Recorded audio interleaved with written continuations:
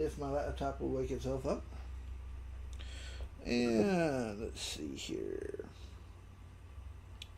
And I am now officially going live here. Well, once I mark myself branded. And there we go. We are now live. Come on, you can do it. And good morning to everyone that is here, which is no one other than you, Al. Now, just to put this, share this out here.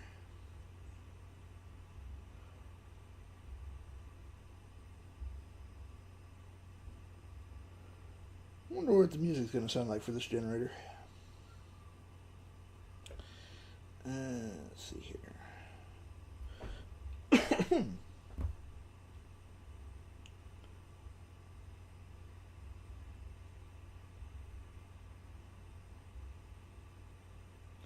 Good morning. I'm just sharing out my live right now.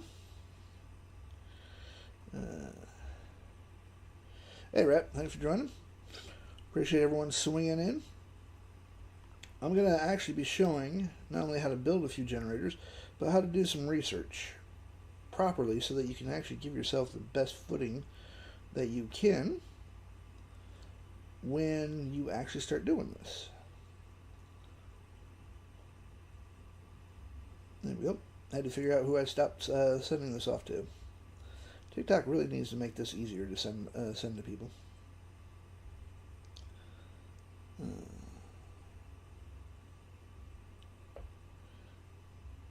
And just a few more people, and then I'm good to go. I already sent that to her. There we go.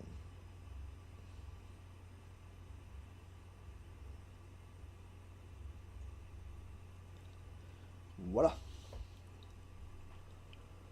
And I'm dead. Hello, crafted and loaded. Love the nickname by the nick there. Hey, Elizabeth. Alright, so what you're looking at right now is one of my own creations I did this morning. Now, one thing that I do need to find out. I hope your weekend's going good. Well, not weekend, I should say your day, because it is now Monday there for you guys. If you're in the States, it is Tuesday here. And way too damn early in the morning, 7 o'clock in the morning. Let's do my storm silhouette. Let's just actually find out about what the music prompt's going to look like. I'm going to copy that prompt, go to DeepSeek, find my Mr. Reed here. Reed is my persona for making music. I always use... my generators are decent. They come up with an okay prompt for the music, but I enhance the shit out of it by going to another AI and telling it, hey, this is the base prompt. Give me something better. And that's what I'm going to just do. I'm going to go read. I have this base prompt, and it needs to be improved massively with lyrics and better music. Score. What I'm going to do is just paste that in there. Let DeepSeek have its fun. Now, one thing that I will say is when you start making things, you don't want to just make a whole bunch of general stuff and just be all over Hell's Half Acre. You want to be able to brand this stuff, which means you need to do some research, some actual proper research. And this is where all four AIs are going to come in handy, from ChatGPT, Gemini, Claude, DeepSeek, and if you really must, you can always throw in Grok as well. Let me grab this real quick. Yep, grab that quick. My go-to is Flow Music for all AI music. And we're just going to put in Flow here. Pop that in there. Actually get rid of the extra crap that I don't need to have in there. There we go. Voila. And we'll see how this generator that makes these rather cool images here, what the music actually sounds like. Let's grab this one here. Generate. Copy. Hey Designs, how you doing? And let's just throw this here into CArt. And there we go. Voila. Okay. CArt, of course, is my go-to for all music. Hope you're doing well, Designs. And then what we're going to do, while we're waiting for this to actually... There are moments before the storm that feel like forever. The air is thick. The sky is holding its breath. And you know that whatever happens next, Let me turn this down a little bit. You will not be the same. I stood on the edge of a world that was breaking. The sky was on fire and the ground was still shaking. They told me to run, they told me to hide, but I've been running my whole life and I'm sick of the ride. I can feel the lightning in my veins, I can feel the thunder in my bones. The storm is coming, I'm not running, I'm standing my ground alone. This is the sound before the storm, the breath before the leap. I'm not afraid of the thunder, I'm the one who makes it speak. This is the stand I'm taking now. I won't fall, I won't break, been waiting for this moment and not turning back. I've seen the faces of the ones who gave up, I've seen the ones who stayed in the dust, but I've got fire in my chest and lightning in my hands, and I'm not going down without a fight. I'll make my own stand. I can feel the lightning in my veins, I can feel the thunder in my bones. The storm is coming, I'm not running, I'm standing my ground alone. This is the sound before the storm, the breath before the leap. I'm not afraid of the thunder, I'm the one who makes it speak. This is the stand I'm taking now. I won't fall, I won't break, been waiting for this moment and not turning back.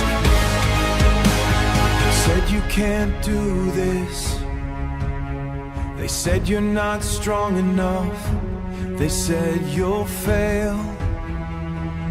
I said, watch me. The breath before the leap, the breath before the leap. This is the sound before the storm, I'm the one who makes it speak of the thunder. I'm the one who makes it speak. Waiting for this moment and I'm not turning back. I'm still standing and the storm is gone. There are moments before the... Stop. Thank you very much. Now, what I like about flow music, one, it sounds a hell of a lot better than what Suno does, but I have a lot more control over the music. I have full control over the singer. I can give the entire singer's profile to Flow, and it will understand exactly what range to be using for the musician. High notes, low notes, where their power is. Also, full lyric control, full music control, full timing control. Suno does not give you that power. And that's not a bad song. Now, what we can do with this, instead of making a ton of just different random generators, even when you're live, it wasn't too bad, Elizabeth. I liked it. What we can do, as I've always said, and I'm going to constantly say, hold on one second.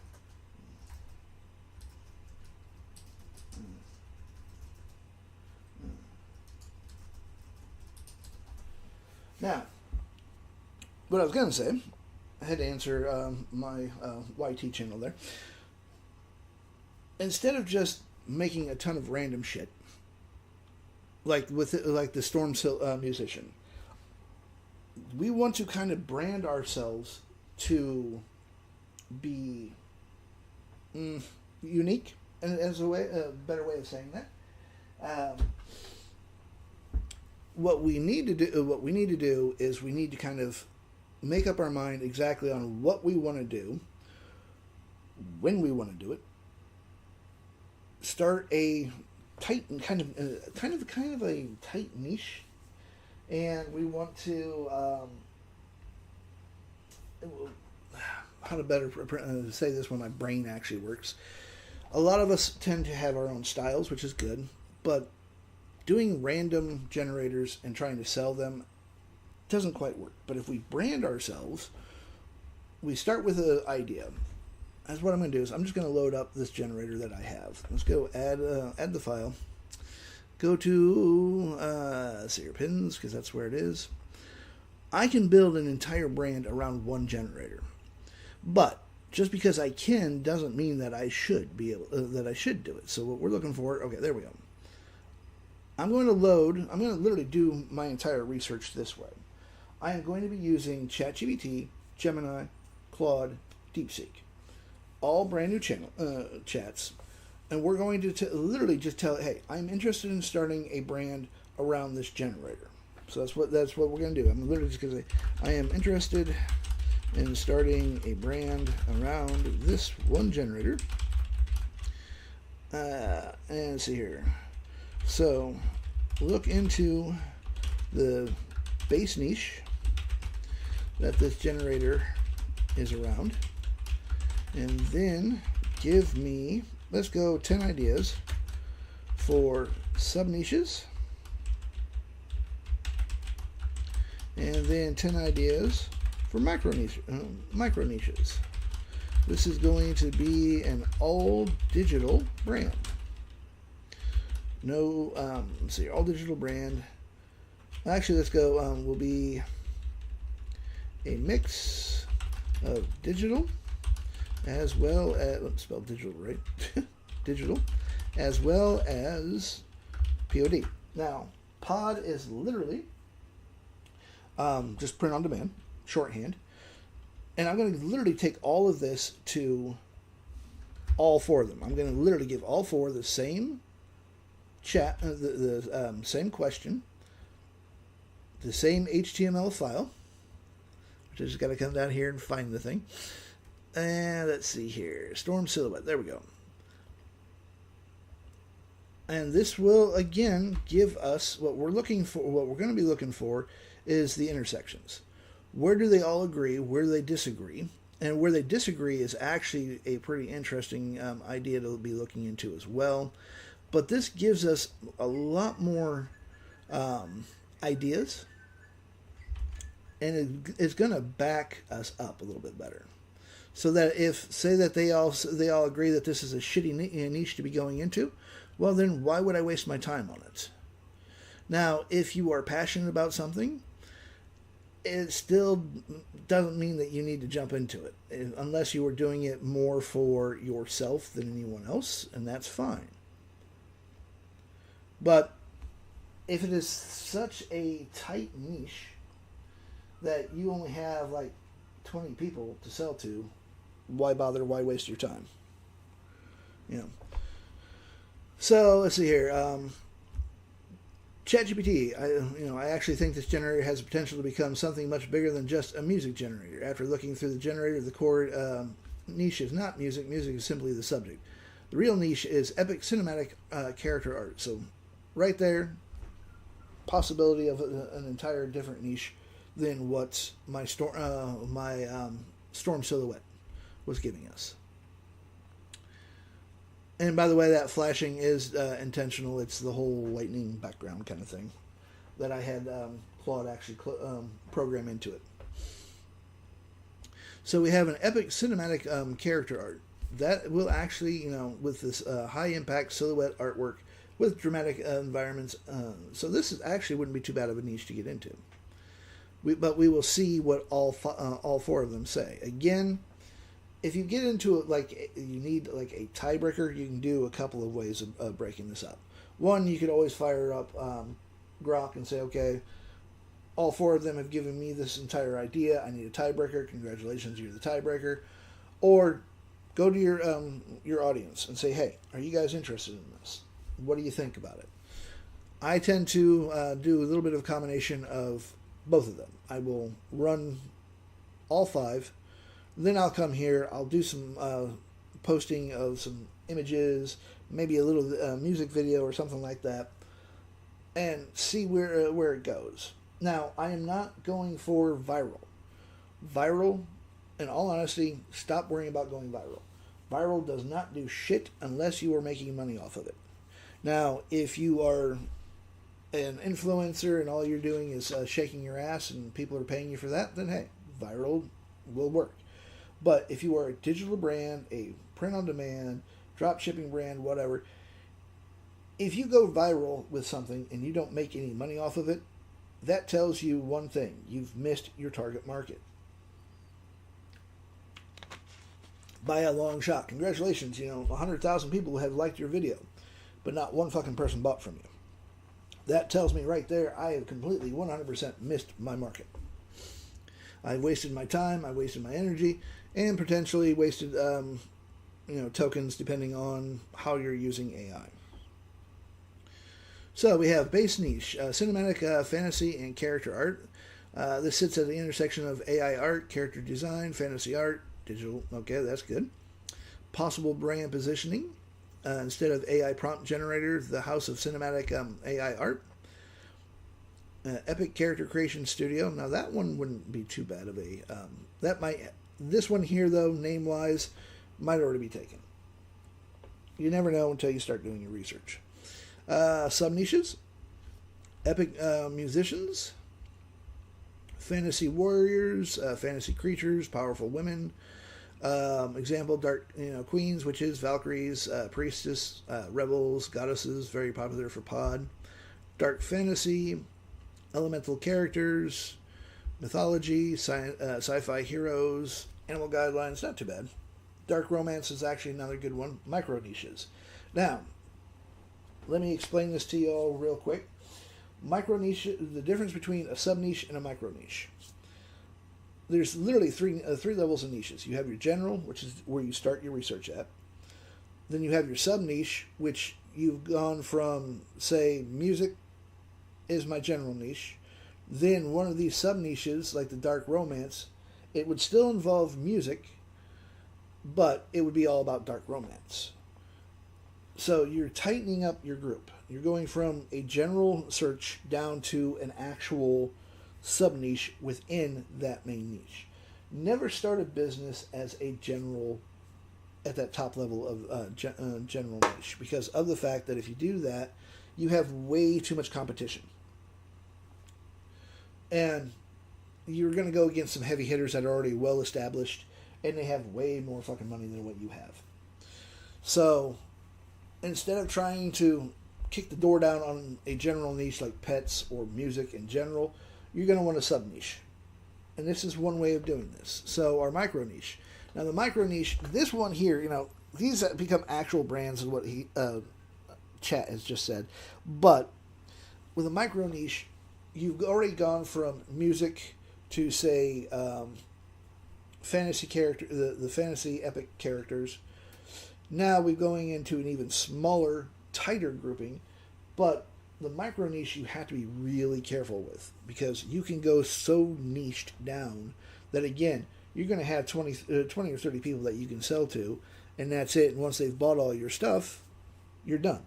You either had to start another micro niche or think of some other stuff to actually sell to.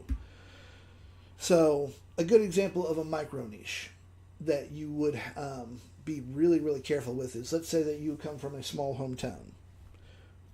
Maybe 300 people, all total.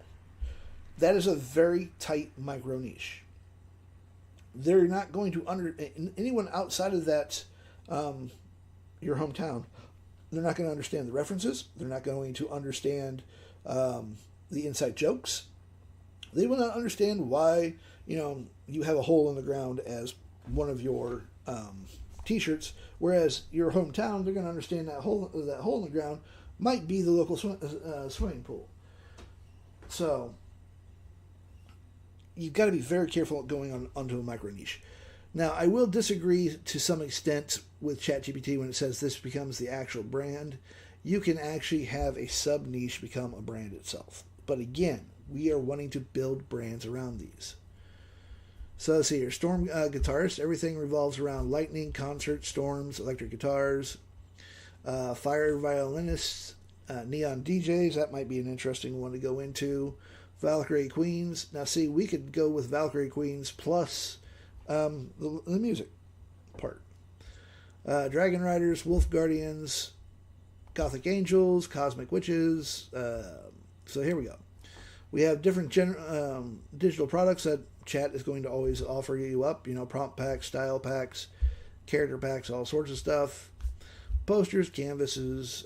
Where I think the biggest opportunity is, rather than building a brand around musicians, I'd build around a broader promise of cinematic AI-generated heroes and legends.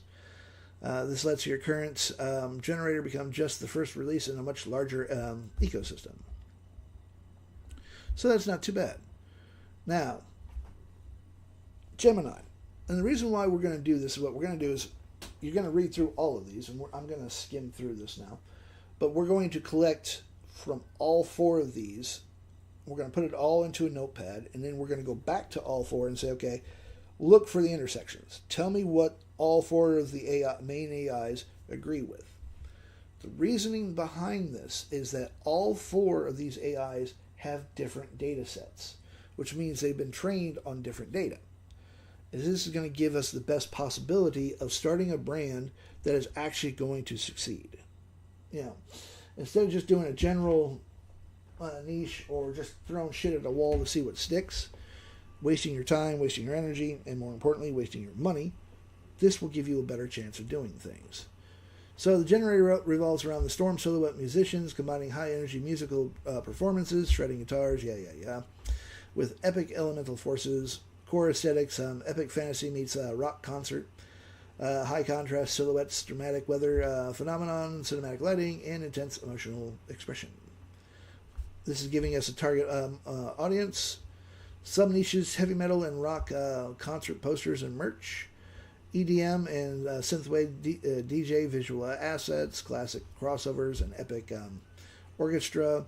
Dark fantasy and goth fiction book covers. Cosmic and astrology. So Chat has already mentioned the cosmic and not so much the astronomical part, but still. Cyberpunk, aesthetics, custom music. So 10 micro niches, lightning strung violinist, wall decor for musical studios, fire weather guitarist, glitch art, frozen symphony, blood sky ballad. So these aren't too bad. Then we go back to this is Claude, and I'm using all free, by the way. I am not using any of the paid stuff. So let's see here. This is dramatic elemental silhouette portraits for niches, figures rendered as pure black, rim, whatever. Core appeal, it makes everyone look legendary. That's the emotional hook you're selling. Your music deserves iconic, whatever the hell that word is. My tongue's not going to let me do that. Not a selfie. 10 sub-niches, instrument-specific silhouette generators, genre-coded silhouette arts, elemental zodiac. That's the 3rd time for cosmic / zodiac. Micro niche, specific buyer plus specific products. All that good. Jazz, indie, metal rock bands, bedroom SoundCloud producer, album art packs. So, my honest take, 6 and 10 are the ones that plug straight into the infrastructure you already own. TikTok Live, Tickfinity, Suno Workflows, Realm Render, which is one of my brands, near zero extra. So it is talking 6 and 10. Suno AI Music Creator brand kit. That's a little bit more specific for me. Claude, ChatGPT, if you've been using them for a while, they will actually give you very specific ideas, specifically for you. And DeepSeek. Let's see what DeepSeek has to say once we come up here. The base niche, cinematic dark fantasy music art. So it kind of agrees with chat. Sub-niches, gene-specific art, metal, EMD, hip-hop, instrumental focused art, album art as a service, music venue, and festive decor, dark fantasy. All of them are kind of agreeing on the dark fantasy as well. Gamer and stream arts. The gamer and stream art, you have to be a little careful with. Because again, you cannot use copyrighted material. And a lot of the games have copyrighted material. And I see this happen all the time. And yeah, some of the companies aren't going to go after you, but a good chunk of them will. Why take the fucking risk, folks? Start applying a little bit of common sense. Now, fan art, no. Fan art is a gray area, but it can still get you hammered into the ground. Especially if you are doing fan art for, say, Disney. Disney doesn't give a flying fuck. If it is even close to one of their characters, they're going to slam the hammer down on top of you in a fucking hurry. So, fan art, avoid. I also avoid anime. I see a lot of people using anime, but the problem is those anime companies are actually trademarked. So, you got to be very fucking careful. We have micro niches, the Storm Celloist, Fantasy Metal Band, Dark Synthwave DJ, Apocalyptic Trumpeter. And here we have, strategic considered for your brand identity, and all that good jazz. So, what we're going to do is we're just going to copy all of this. Oop, too far. And we're going to literally we're going to use the same chat. That way I don't have to load my, I don't have to reload the base HTML generator. And I'm just going to put it in DeepSeek so that all of them and myself know exactly who, what, where, and how are each of them. And I'm just literally going to backtrack all the way back across my tabs. Look here. Thank you. That'll work. And we go, I do believe Claude is the next one. And, yep, Claude's the next one. Again, we're going to grab all of that. And put in Claude. And yeah, this is something that people don't like doing. Why? Because it's dull, it's boring. You're not making anything pretty or anything like that. It's not allowing you to be quote unquote creative. Well, guess what? There's a time to be creative, and then there's time to actually sit down, shut up, and do your damn homework. And not enough people are doing the homework. And then they're sitting there crying and whining, oh, I'm not making any money. Why am I not making any money? Well, you're not making money because you aren't selling shit that people want. In all honesty. And yeah, we all have great ideas that we think will sell. Yep, that's Claude. What the hell? Wait a minute, did I do Claude already? That makes no sense. Hold on a second. Oh, no, that's Gemini. I was like, yep, I already did Claude, so I'm like, meh. So we go Gemini. But this is how you do the homework, and this is how you give yourself the best possible chance of starting something that can grow massively and relatively quickly. Sorry about that, wrong button. But I see so many people failing at a lot of shit, and they're always crying and whining, well, why am I not, this person's doing this, I'm copying what they're doing. Well, first off, why are you copying somebody? Be original. But again, you don't have to reinvent the wheel. But if you're going to be copying what someone else is doing, they are putting in a lot more work, more than likely, than what you are. Because they've already done the homework. And you are just riding coattails and hoping for the best. So we now have everything here. I'm just going to paste that. Our next thing that we're going to do is I'm going to come to the bottom, and I'm just literally just going to say, okay, this is what every major AI has given me, including you. I need you to look through everything and tell me where the thank you, intersections are. Basically, where everyone agrees. And then I'm just going to paste that in there. And I'm going to cheat this. I'm going to actually put this at the very top of my notepad so that I don't have to sit there and keep typing everything out.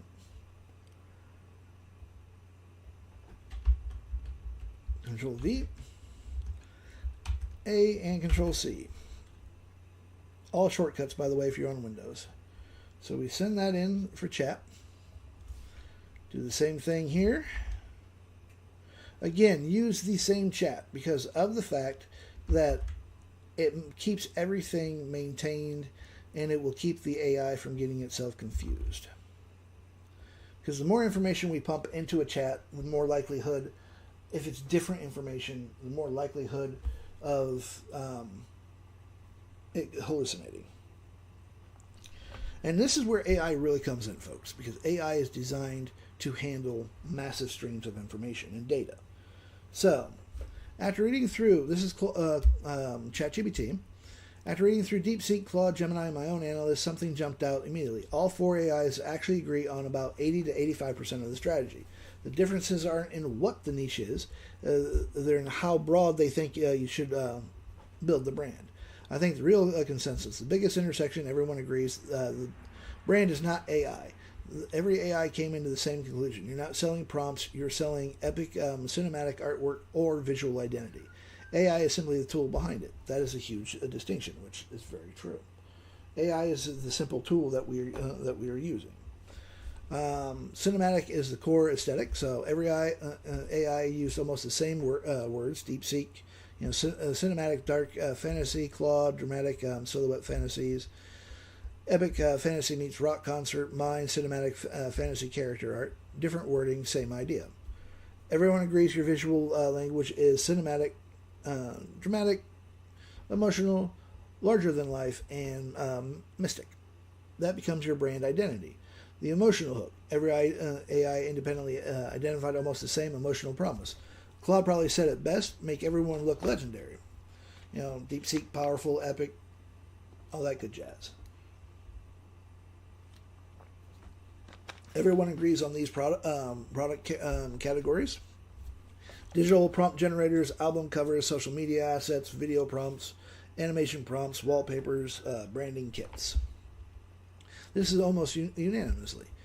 Pod, every AI suggested posters, canvases, shirts, hoodies, and stickers. So we actually have some really good, interesting ideas that we can actually run, and this is just off the Claude. Everyone agrees on sub-niches, so music, 100%. Obviously agrees on that one. Dark fantasy. So DeepSeek is dark fantasy, Claude, dark fantasy, Gemini, gothic, me, dark fantasy. Consensus, dark fantasy is one of the strongest directions for this brand. So I could literally do a dark fantasy music brand and start building out, not only going from there to actually figuring out exactly how to build my brand, doing the branding, which is building your brand kit, building your brand Bible, starting to build out products, emails, and yes, you do want to start email marketing if you're not, and slowly building out that brand. And with the AI, we can have a brand up and running very, very quickly. Cyberpunk, fantasy characters, elemental themes, album art. And by the way, if you want to learn how to do all of this and get yourself a proper brand set up so that you have a better chance of succeeding, I do have a course. It is $25. It's up on my it's on my store, link in bio, and it literally will walk you through every single step. So see, merch, posters, all four, they all where they disagree. This is the most important. Should the brand stay music focused? DeepSeek, yes. Claude, mostly yes. Gemini, mostly yes. Mine, no. Expand into cinematic characters. This is the biggest disagreement. Personally, I love how AI can get personal here.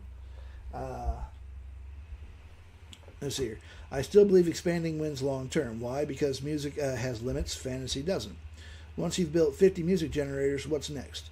With a cinematic character brand, you can build dragons, pirates, samurai, angels, which is, I can still do all of that with music. Everyone accidentally pointed towards the same business model. Nobody outright said it, but all four responded naturally organized into this structure. Brand, so you have music, fantasy, cyberpunk, dark fantasy, mythology, and elemental. Notice something? Music becomes one category instead of the whole business, which is very true. So we could actually expand. As you can see, I started off with a music generator, which produced, some of these, these style photos. So instead of just pigeonholing myself into a really tight micro niche, I can go back up into a sub niche. Hello, Luna. So, as I said, going into a micro niche has its advantages and has its disadvantages. So we can literally back up and go with the epic cinematic characters if we wanted to. And this is what Chad is. This is actually what Chad is actually saying. The consensus opportunity scored. Cinematic artwork 4/4 agreed. Dramatic silhouettes 4/4. Music branding, album covers, all that good jazz. 3 out of 4 music only. Expanding beyond music 1 exception through several hinted at it. Now this one here, this is ChatGPT saying expand beyond music.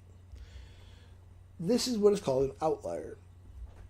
This, in reality, is something that we would really consider not using. Because if you get 4, let's say, again, you do a survey out of 100 people, and you're getting a 60-40 split, you really want to stick with that 60 instead of going with that 40. Because of the fact that it gives you a higher chance of actually producing something that people are going to want from you. The pattern, I think everyone was circling around: a premium, cinematic, visual identity brand that helps creators, musicians, gamers, fantasy fans, and storytellers create legendary-looking art across digital products and print on demand. This current Storm Silhouette musician generator isn't the business, it's a proof of concept. Common thread isn't musicians, common thread is cinematic, and all that good jazz. So, let's see what Gemini gives us. Intersection where everyone agrees. The core base niche. Intersection cinematic, high contrast characters, and elemental art. So this is literally telling me instead of doing just the music, I can actually do what ChatGPT is saying. It's kind of bring myself up into to a higher niche. Instead of going into a micro niche, I'm going to go back up into a sub niche. Target audience, intersections, the dual business model, digital plus pod, and the sub niche alignment. So see, Gemini doesn't give us a lot. And this is one thing that Gemini does do. I will go back with Gemini, though, for brainstorming. It's pretty much about all. I use Gemini for 2 things: brainstorming and for Nano Banana 2. So,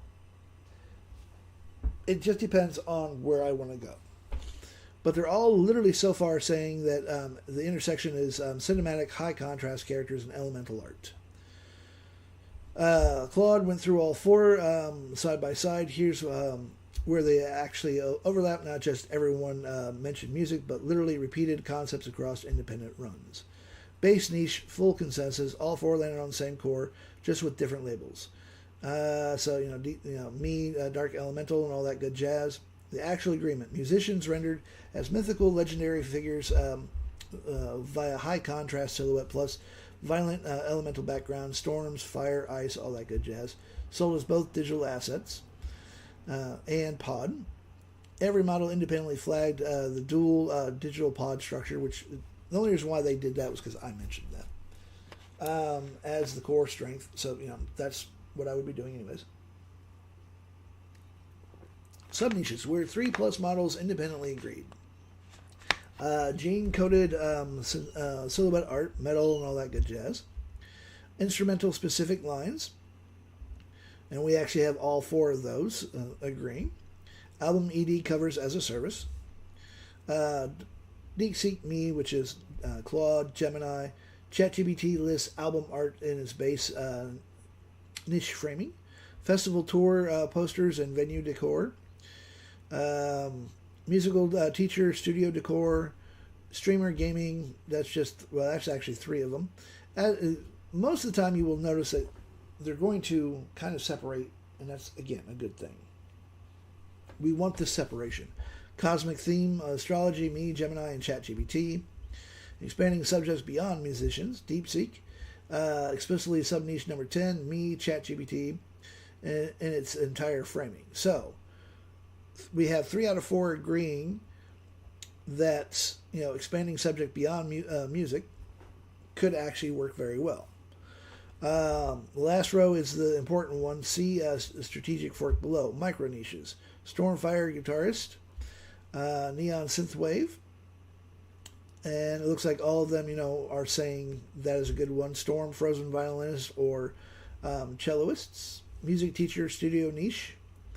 And mythical fantasy music crossover. Thor with a lightning guitar. Bards, sirens, DeepSeek. Explicit ChatGPT's whole mythology.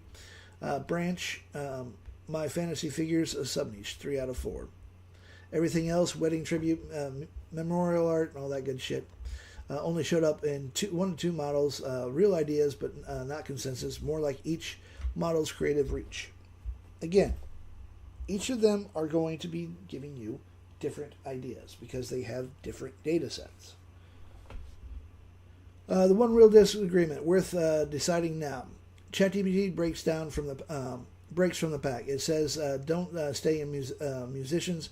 Build toward a full cinematic fantasy character art platform where musicians are just a sub-niche, along with warriors, dragons, and all that good. Same silhouette against elemental engine, swap subject library. The other 3 stayed tightly music-focused. This is actually a strategic decision, not the niche itself. Do you brand as the Storm musician people? Tight, defensible, obvious first product, or as the dramatic silhouette engine. Bigger platforms, musician is just launch number 1.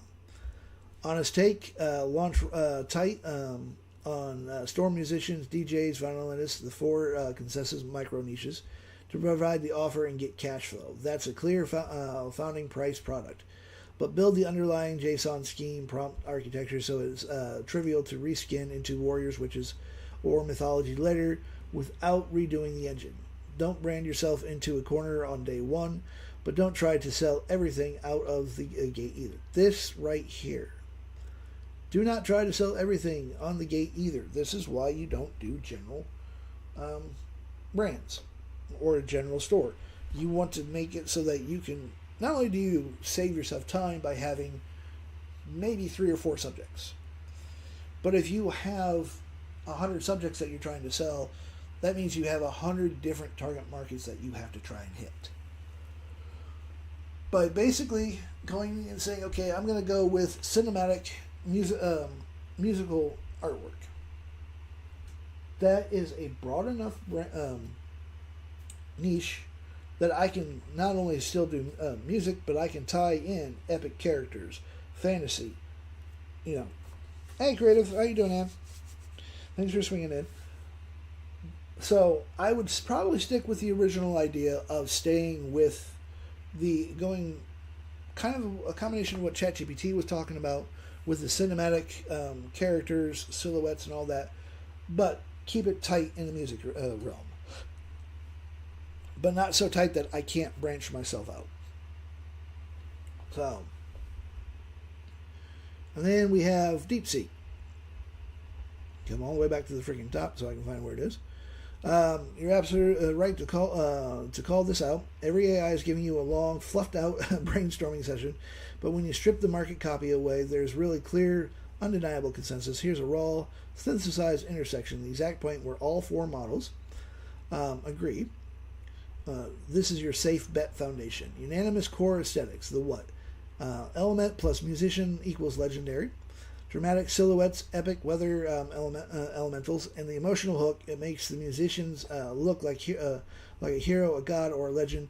You're selling this word here that I cannot pronounce worth of shit. Hope you're doing good, Anne, by the way. Not just art. And hello to everyone that's come in. I appreciate you all spending some time with me. We have the unanimous top 3 sub-niches. The Who, the heavy metal and rock band. EMD, cyberpunk, synthwave, classic, and orchestra. I don't know if I would go that deep into a sub-niche on those ones. Unanimous big three niches. So we have the storm guitarist, the neon cyberpunk DJ, the epic frozen violinist, celloist.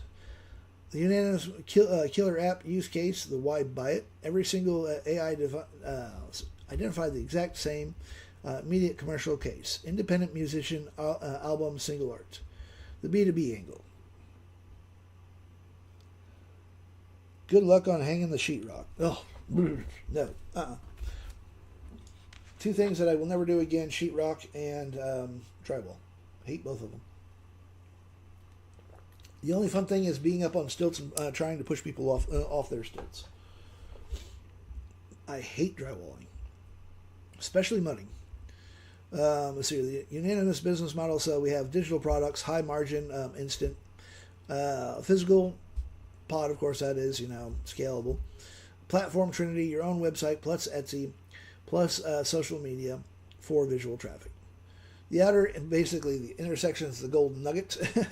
Only Claude mentioned this exactly, but it actually echoes a subtle thread in the others like dark romance or mythology. If you want to stand out on the crowd, this is a hidden census. Emotional, narrative, micro niches, wedding.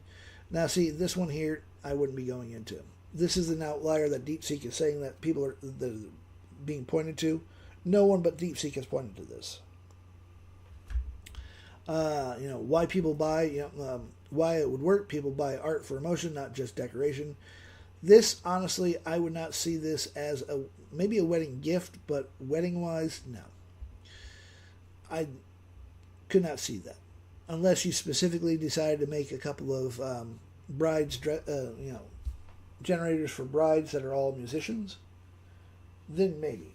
But that's really, really pigeonholing yourself. That's a badass idea. Meaning not a good idea.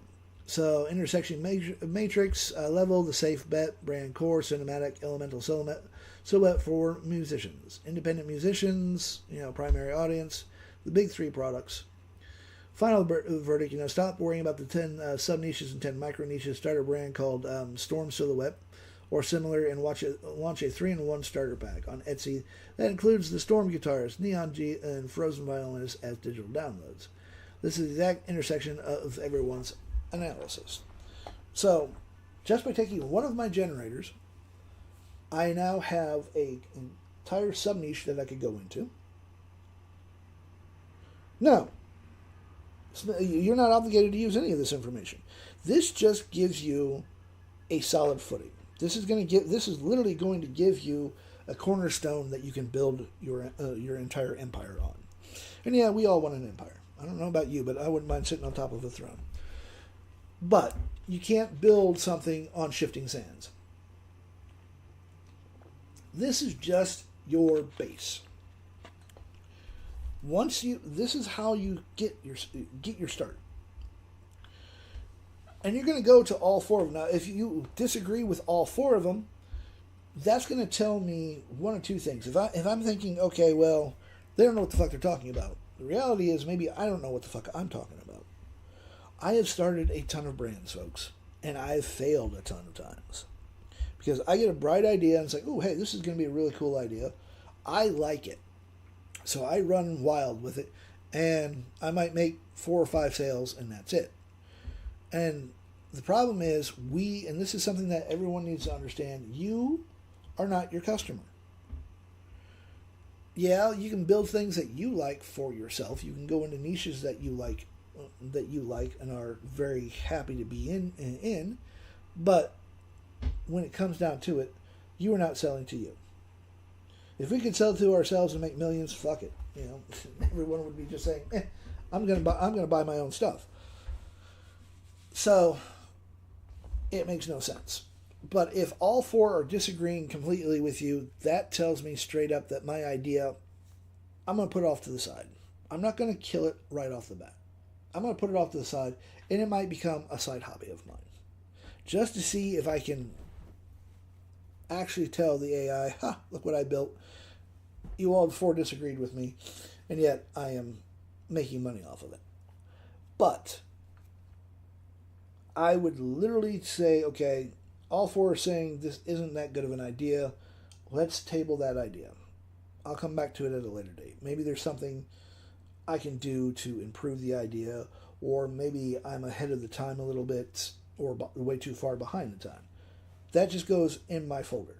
I literally have, I have 3 folders right now. I have ideas of brands. I have a future plan, because there are some things that I want to personally build that I can't build right now because the tech just isn't available. And then I have a folder for brands that I know are going to work, or I have a better understanding of said brand, and I have a better chance at succeeding on those ones should and when I'm ready to run with them. So all 4 are basically saying go epic silhouette music. So that's what I would do with it for this one generator. That's how I did it. For this particular brand, no, there's multiple. What are the 2 options that you see? NZ, out of curiosity, what are the 2 brands? The 2 brands that you actually see? Well, the 2 ideas, option wise, because our options are always, we always have options. Some of those options might not be the best options to pick, though. No. Okay, see, this is where you're actually kind of right and kind of wrong at the same time. If you follow the herd, the problem is when you follow the herd and do what everyone else is doing, you're not standing out. And look at your target market as kind of the predator. You are the prey. If you're following the herd, someone else is going to get picked off and you're not. But if you go into do something that is unique, it doesn't mean that you're going to fail. But what you can do is you're going to branch off of this main general topic. Like with this one here, it's literally saying cinematic posters, cinematic characters kind of deal. I can branch the hell off of all of those and still use that as my base. But you also don't have to reinvent the wheel. You can make improvements if you want to said wheel, but you don't want to. By going with the herd, that's a general niche. That's just following what everyone else is doing. You're not standing out, and you're not getting as big of a piece of the pie as you can. If you sub-niche, you are actually giving yourself a better chance of actually making some money because you're not having as much competition. Think of yourself as more of a specialist. Your brothers and sisters may be chewing on grass, but what happens if there's not enough grass? Well, you learn how to eat the other things that they don't want to eat, and you become stronger than what the herd itself is. Now, the only thing that I do tell people to completely 100% avoid are fads. Fads are bad for business. 1, you cannot predict them. 2, if you do see a fad, you're more than likely going to be in the middle of the pack, or at the end of it. It is very, very, very hard to get the jump on a fad. And fads do not last. They literally come and go so quick that it's just like, what the fuck? So in reality, do your homework. Come to the AI and say, okay, I have this idea. Or you can even go to the AI and say, okay, I see a lot of people doing this. Is this worth going into? And if it is worth going into, how can I actually branch out of it so that I can actually bring in the original crowd, but then bring in even more people in? This is what we want. This is what you want to do. We need to make it so that everybody, that we give ourselves the best possible chance of success. And you do this by actually doing your homework. Let's grab that one there. Let's just pop this in here and see what the Frozen one is. And the reason why it was mentioning Frozen and Frozen orchestras, ice and whatnot, is because of the generator itself that I have in here. It was just pulling subject. It was literally just pulling subjects from this one generator.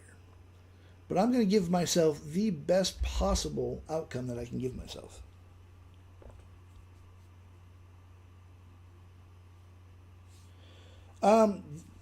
You can make things if you want to, but just make sure that people want it. You know what I mean? That's the thing. I've come up with a lot of programs myself that I've vibe coded, and to be perfectly honest, I would say probably about, if I'm being perfectly honest, I'm going to say probably about 40% of what I've made, either no one's going to want to buy it or no one's using it. You know. Well then, NZ, take what you want. Go to the AI. Go to ChatGPT, Gemini, Claude, DeepSeek, and I mean use all of them. You can use them all for free, and say, okay, this is what I like. This is what I want. How do I take what I how do I take what I want and turn it into a brand that other people are going to want? And is it possible? And what you can do is you can say, okay, this is what I want. This is what I want to build. Is it a good idea? If it's not, how do I branch off from this idea, keep the core idea that I truly feel passionate about, but expand it enough that other people are going to come in?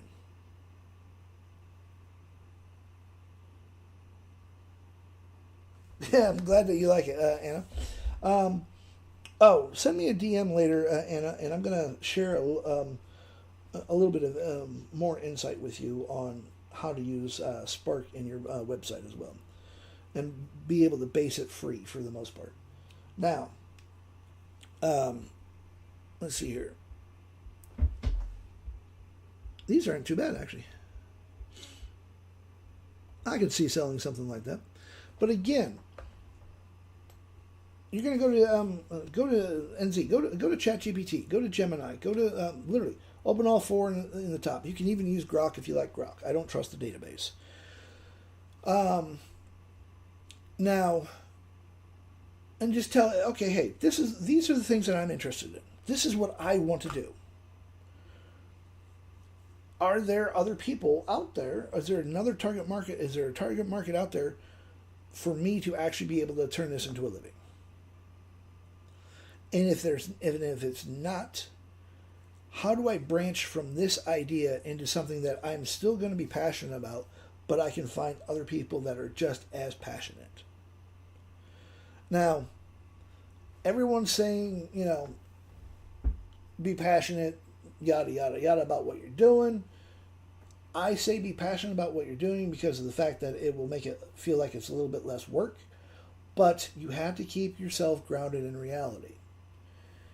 Because just because something you like something, one, it doesn't mean that there aren't other people out there that are going to do that.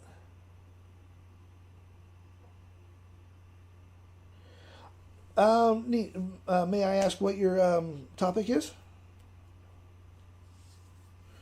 And maybe I can give you a couple ideas of where you can actually direct the AI and say, okay, hey, look, I know this is a micro niche,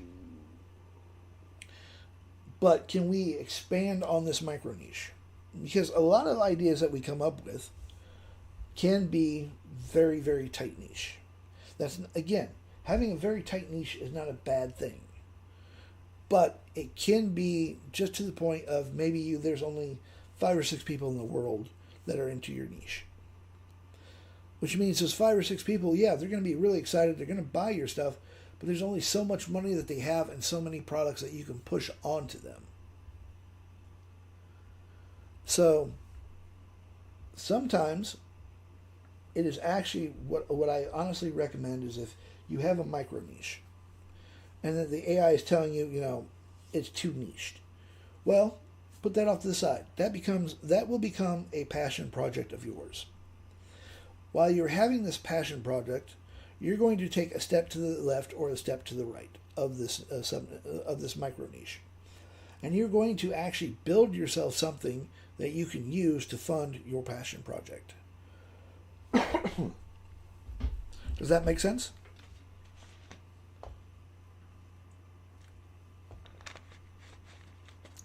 So what you would be doing, or at least what I would be doing,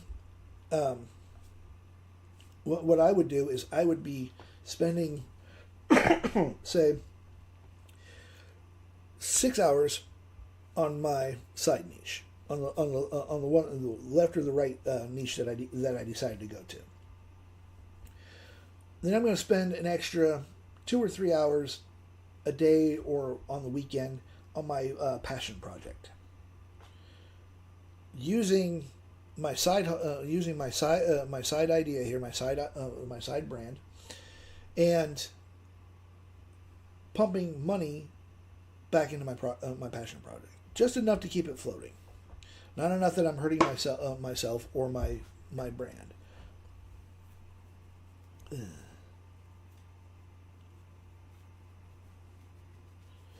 Oh yeah, now see, World of Warcraft is a good niche to get into, but, and here's the but, you are dealing with trademarked material from Blizzard. So what I would actually do for something like that, what you could actually do is you could step to the left and go start a fantasy brand. Doesn't matter what you're covering. And then have your side projects where you were making souvenirs created from remodeled game artifacts. So you could put those up on Etsy. You could make your own website, run it through social media. And what I would actually do, because you were dancing really, really close and on a line you shouldn't be dancing on, and it's very easy to slip over into IP infringement, I would go to social media. I would come here to TikTok. I'd go to IG. Not so sure about Pin, but I'd give Pin a try as well, and just put your creations up there, and say, hey, if you are interested in this, let me know, and we can come to some kind of deal on what you're selling and whatnot. But you are honestly dancing on a IP line that is razor thin, not a lot of margin for you to move without slicing the shit out of yourself. So, honestly, I would take a step to the left or take a step to the right. And literally, take your idea right there, the souvenirs created from remodeled game artifacts, specifically for World of Warcraft. Go to ChatGPT, go to Gemini, go to Claude, go to DeepSeek and say, okay, this is my idea. This is a passion project of mine. How do I take a step to the left or the right to find a sub-niche that I can build that is something similar to what I'm wanting to do so that I can keep my passion? And then, again, use that to fuel your passion project. You're going to still have some interest in this side niche, this left step or this right step. You're not stepping back, you're not stepping forward, you're still moving them. So I would honestly suggest you take the World of Warcraft idea, put that in its own folder, in your own mind, on your computer. I would put it on your computer. That way you can see that. The thin line is IP infringement. It is really, really, and there's no gray, there are a lot of gray areas, but the problem here is if you step on that IP infringement, it's a landmine. You've literally stepped on a pressure landmine that is waiting to go off. And there's a lot of brands out there that don't pussyfoot around. They will fry your ass in a hurry. And rightfully so. And people get pissy when I say this because they're like, oh, the big corporations have all this money. Why should they and why shouldn't they? How would you like it if you spent decades working on an IP of your own and some jackass comes along and starts selling knockoff shit? And people start associating the knockoff shit with your brand. And they start coming to you and saying, hey, you sold me this really cheap product. I'm really disappointed. I want my money back. And come to find out, the product that you bought was a damn knockoff. But in their mind, they actually associated this knockoff brand with your brand. So it has tarnished your brand in the eyes of your target market. So all that hard work that you've done starts going down the drain because one or two assholes are too fucking lazy to start something of their own. So yeah, they have every right to play hardball to protect their assets. You have every right to protect your assets, all of the information that you do and whatnot. So that IP infringement there, that's a really dangerous line to be dancing towards. Prime example. Let's use Winnie the Pooh. Oh, hell yeah. You can be taken to court in a heartbeat. A lot of companies, with the exception of Disney, will give you they will literally go to whatever IP, whatever website that you're using, whatever hosting that you're using, and they're going to go to you and they're going to send a very nasty written letter via their corporate lawyers that say, hey, you have to stop. If you don't stop, we're going to sue the shit out of you. And I will give you a prime example. I had a client quite a few years ago come to me, and they wanted to get into drop shipping. And at the time, I was known in the community for drop shipping. Then he's like, oh, I find all these great Disney things on AliExpress. Well, I told him straight up no.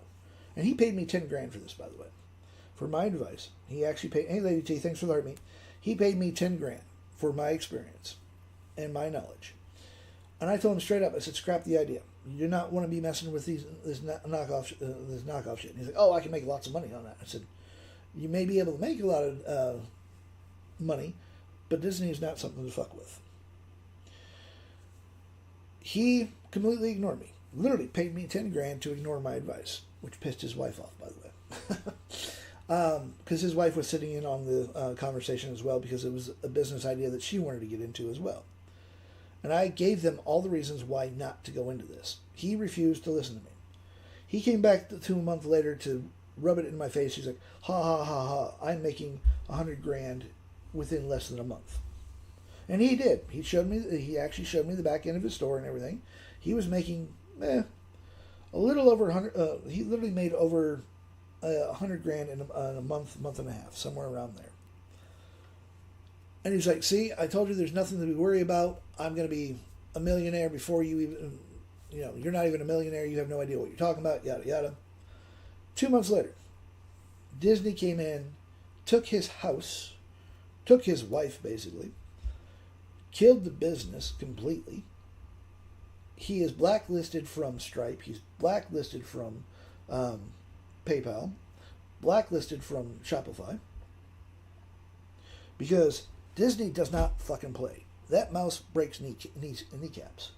He literally had to sell his house to cover the debt that he was in. He was literally sitting on, his wife later told me he was literally sitting on almost $300,000 that he could not touch because PayPal locked it down, Stripe locked it down. Disney took that $300,000. They sued him for not only copyright infringement, but IP damage and a few other things. He literally had to sell his house to cover what was left. His wife was so pissed off, she divorced his ass. So, yes, if you do IP infringement willingly, you can go. There might even be the potential of, low security, but you could go to jail, you could go to prison, depending on the judges and how hard whatever IP is pushing and how much money they have. But now here's the but. If he would have waited a few years, he could have started doing Winnie the Pooh. Winnie the Pooh will sell. Piglet, Eeyore, all that. You can actually sell those with some with some very, very hard lines. Winnie the Pooh, you cannot have him in it's either a yellow or red shirt because of the fact Disney still owns that trademark. Any other color shirt that you want, you can do. I mean, hell, someone made a horror movie out of Winnie the Pooh, for fuck's sake. And Disney couldn't touch him. It pissed Disney off. But if the character is in public domain, absolutely free to use. But again, you have to be very careful. So, hold on a second. Let me just pop in the chat real quick. Let me just do this. I know Winnie the Pooh is in... Oh, spell poo right. Is in public domain, but what color shirt is not? And I do not think Tigger is actually public domain yet. The original, Winnie the Pooh, 1926, entered public domain in many countries, including the U.S. Disney's version, yellow bear with bright red, that's the one, the bright red short sleeve, you cannot use. You can literally have him in a yellow t-shirt, a pink t-shirt, whatever. He can still be a yellow bear, look exactly like Winnie the Pooh, but he just can't be in a red short sleeve shirt or a red long sleeve shirt. You just avoid that. Shirt colors that are generally safer: blue, green, brown, cream, purple. All that good things. No shirt at all, closest to the original. That is how they get the shit suit out of them. That is how you lose money. That's a dumb fucking idea. Better yet, if you're selling products, I'd recommend making several changes at once rather than just changing the shirt. Use the original slimmer bear proportions instead of Disney's round teddy bear look. Give him a different facial expression and eye style. Change the shirt color or remove it entirely. Use a different illustration style. Avoid Disney's exact yellow fur tone. The more your version resembles E.H. Shepard's original illustration rather than Disney's adaptation, the safer you are. Bright red shirt, bright golden yellow fur, short red t-shirt ending above the belly, Disney-style face, eyes, and proportions. The Disney-style face and eyes you can get away with. They can't really sue you for that because that is an actual look. But the rest of it, they will slam you into the ground. Changing only the shirt from the red to blue while keeping everything else Disney like is not enough. Copyright looks at the overall expression, the expressive appearance, not a single detail. For a pod business, the safest approach is basing your design on the 1926 public domain book illustrations and create your own distinct artistic interpretations rather than trying to make a Disney Pooh with different shirt. So, you have to be very careful about how close you get to that IP line. Common sense, when you were starting a brand, common sense is going to take you a very long, long way. And it's not going to be, you don't have to worry so much about it. Like, again, with the World of Warcraft, you're dancing really close to to a line. They're not, more than likely Blizzard won't notice you unless you start getting too big for your britches, and then you're going to wind yourself up in a lot of hot water. But you can still do this within reason. There is some leeway, but not a hell of a lot. So I honestly recommend that you go in and you take a step to the left or the step to the right. Literally, go to ChatGPT, DeepSeek, Gemini, Claude. Tell them your idea. Tell them what you really like, what you're really passionate about, and then ask them, hey, how do I take a step to the left or take a step to the left or a step to the right and move with a brand, build myself a brand that I'm going to be just as passionate about as I am about my World of Warcraft idea. Again, keep that World of Warcraft. You can do that as a side hobby. You can sell a few things occasionally if you want to. Show off skills that you might actually be able to turn around and apply to something differently.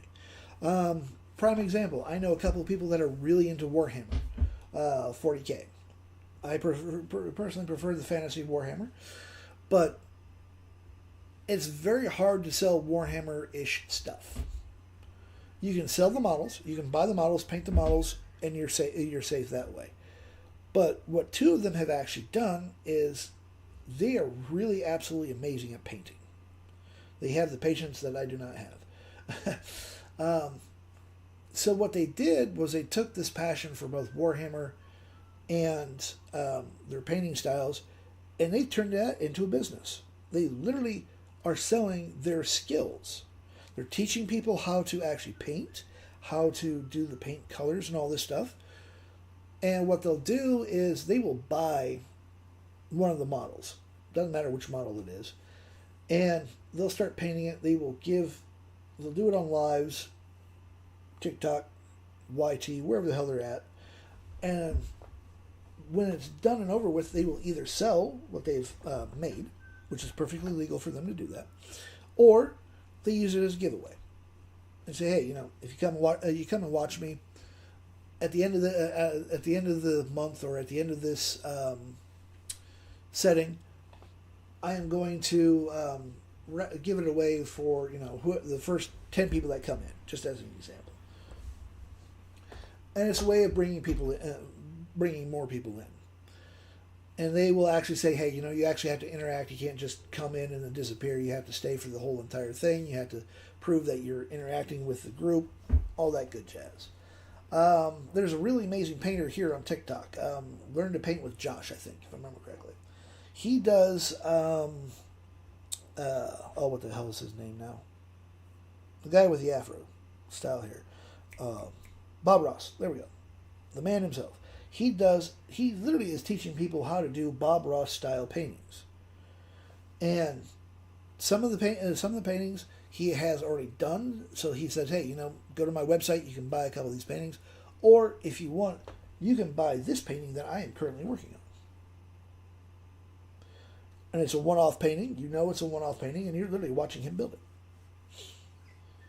So take your passion, and if it is too close to an IP that you're worried that, hey, am I going to get kneecapped?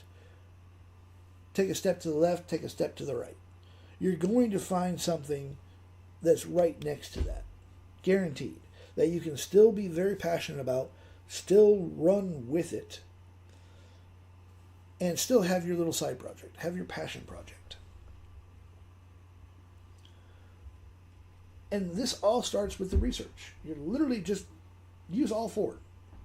Even Grok, again, if you want. You must. I don't trust the asshole that made Grok. I don't trust the database behind it. So, go in and say, okay, this is what I like. This is what I want to do. But I know that I'm dancing too close to an IP. So how do I go from step 1 to maybe step 3 or 4? I want a sidestep. Give me what I will always do is I always ask it for 20 ideas. Oh, you're most welcome. I appreciate the follow. And if you have questions, feel free to DM me, man.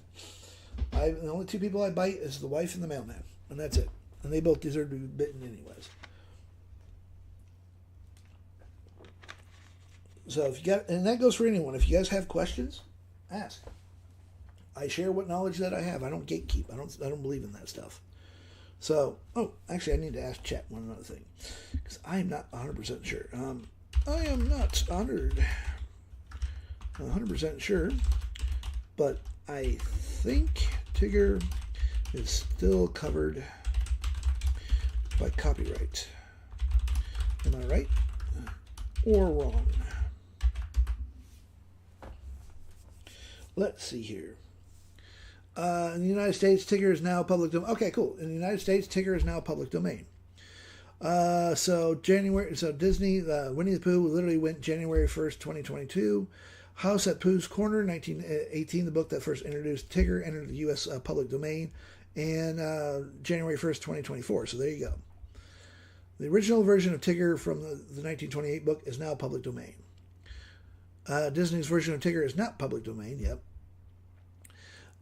You can use the original Tigger as described and illustrated in the House at Pooh's Corner. Your own artistic interpretation based on those public domains. So there you go. Voila. Yeah, this is a really good point. Basically, if someone sees your illustration and immediately thinks, "Hey, that's Disney, that's Disney's Tigger," you're dancing way too fucking close. And again, that mouse does not play nice. He does not like people. He does not like people.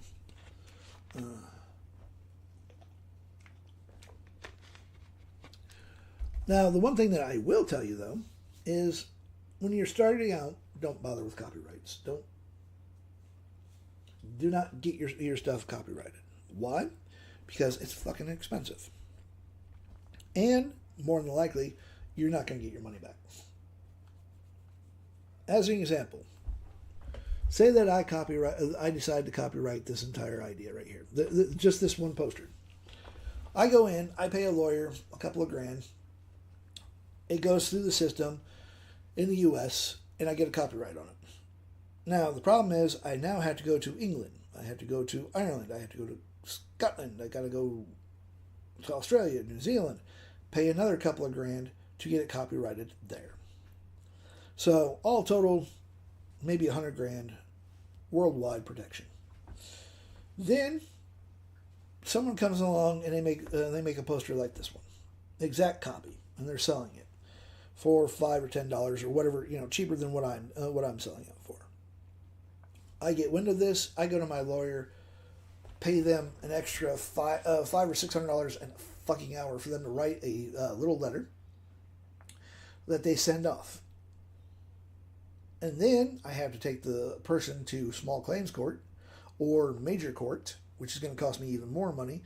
So by the time everything is said and done, I would lose money chasing after every Tom, Dick, and Harry that's copying me. It is not worth going in until you are literally making millions and millions of dollars off of your idea. Then yes, going in and copywriting it would make sense. But again, you would still lose money chasing everything down.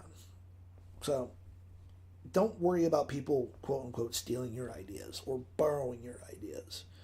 Do your thing and run forward with it.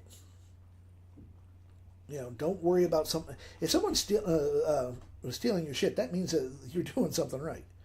Someone is actually, taking their time to steal your stuff, which tells you, hey, you are on the right track. Because they're not going to steal your stuff if it's not worth stealing. So I take it as a compliment if I see someone ripping me off. Mind you, I will approach them and say, hey, asshole, knock it off. I might get a little narky about it, and I will drag them through the mud on social media, because I don't play nice either. But I'm not going to waste money or a shit ton of time chasing down every Tom, Dick, and Harry.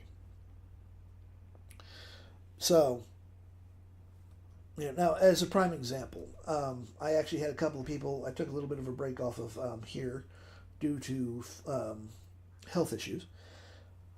But when I came back, I had literally almost 20 messages from people saying, hey, so-and-so is ripping you off. And they're doing the exact same thing that you're doing. They're selling the brand Bible. They're telling everybody how to build the brand Bible. And I just laugh at that. And I just told them, hey, thank you for the information, but I don't consider it stealing. Like with the brand Bible, I'm the very first one that seemed to bring this idea to fruition, to TikTok, a little bit on YT and a few other places.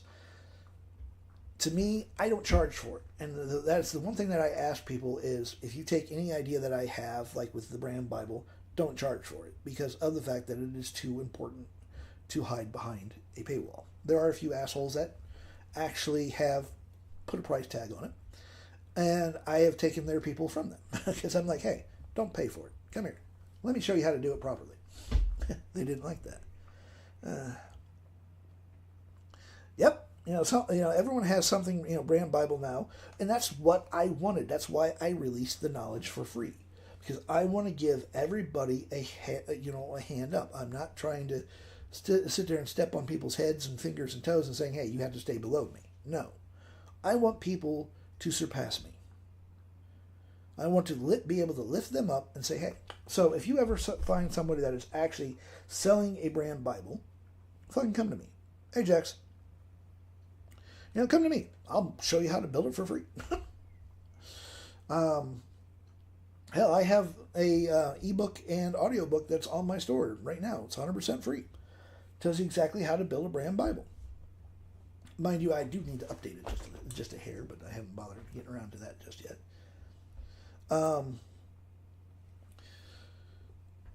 The only thing that I need to change is with that one, it says ask for either 5 or 6 pain points. I now tell people to ask for 12. 6 emotional, 6 practical. But don't bother selling. I mean, that kind of information is too important not to actually. Ooh, I like this. This almost reminds me of Who. HU. They are a Mongolian singing heavy metal group. Absolutely amazing fucking singers. Yeah, this is actually a really good one. I'm going to download that sucker because I like that. So, I've actually shown you guys how to go from one idea off of a generator. So if you have a generator that you really like, that you think is really cool, you can actually go in, load it up to ChatGPT, Gemini, Claude, DeepSeek, fuck it, say Grok as well if you want to, and say, hey, this is what I want. This is what I want to build a brand around. Give me 10 ideas of where I can go. And none of them are going to tell you to go to hell. They may tell you that your idea is too specific. And if all 4 of them tell you that the idea that you have is not a good idea or it's too niche specific, put it to the side. Come back to it later. Or just tell them, okay, hey, I'm really passionate about this, so how do I take a step to the left? How do I take a step to the right so that I can maintain the passion that I have for this, but yet have a broader target audience that I can sell more to? And again, with your target market, you are going to literally shrink your target market. And that's not a bad thing. That is actually a good thing. When you're first starting out, you tend to have kind of a broad target market. Oh, mine will argue with me. I have mine trained to argue with me. I literally tell it to argue with me. I told literally all four of them not to be cheerleaders. I actually have personas that are grumpier than I am, and I use them quite a bit. And they will argue with me. They have wounded my pride more than once. Mind you, that's not exactly a small target, according to my wife. But I've trained all of mine not to be cheerleaders. If there's something wrong, I want to know that there's something wrong. I don't need cheerleaders. So, literally, tell it, hey, at the very beginning of your chat, if it's not used to the way that you deal with it, just tell it, hey, I don't need a personal cheerleader. I need truth. Well, these ones are kind of pretty. Now, see, this would go into the epic character kind of thing, a little less musical. That one, I'm not sure what she's holding on to. That's a guitar of some kind. That looks more like a wand. No, that's not too bad. I will do the same thing, but sometimes those questions that it asks might take you somewhere that you weren't even aware that you could go. So sometimes that will actually come in rather interesting. But then other times, yeah, it gets fucking annoying. It's like, look, shut the hell up, give me what I'm asking for, and be done with it. Now, like with me with vibe coding, I'll start getting ideas, and Claude is the one that will pull me up short, because I get a little overexcited sometimes with what I'm building. And Claude is the one that has basically taught me that, hey, let's get the base program done first, then we add all the bells and whistles that you want to add. And as Claude likes to remind me, just because you can doesn't mean you should. Well, then tell it to condense everything. Oh, these are cool. I really like that one. Okay, that is a really weird looking. Looks like it literally added the bass of a guitar with the violin. That one's cool. I like that one.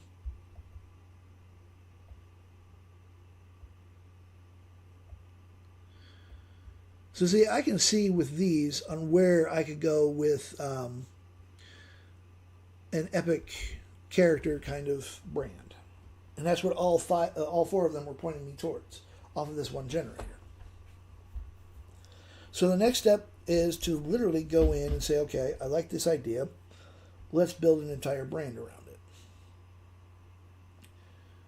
We have the idea. We have the ideas down now. And yeah, there was a fair bit of reading, and as Ann said, it can get a little disheartening sometimes when you have to read damn near a novel. But, and this is where the but is, you do have to do your homework. You don't want to just say, oh, I have this great idea, build up a shit ton of, take a shit ton of time and a bit of money for this idea, only to fall flat on your face because the idea, while you think it's great, everyone else is looking at you like, what the hell are you on? And can we so that we don't actually hit the same thing that you're taking.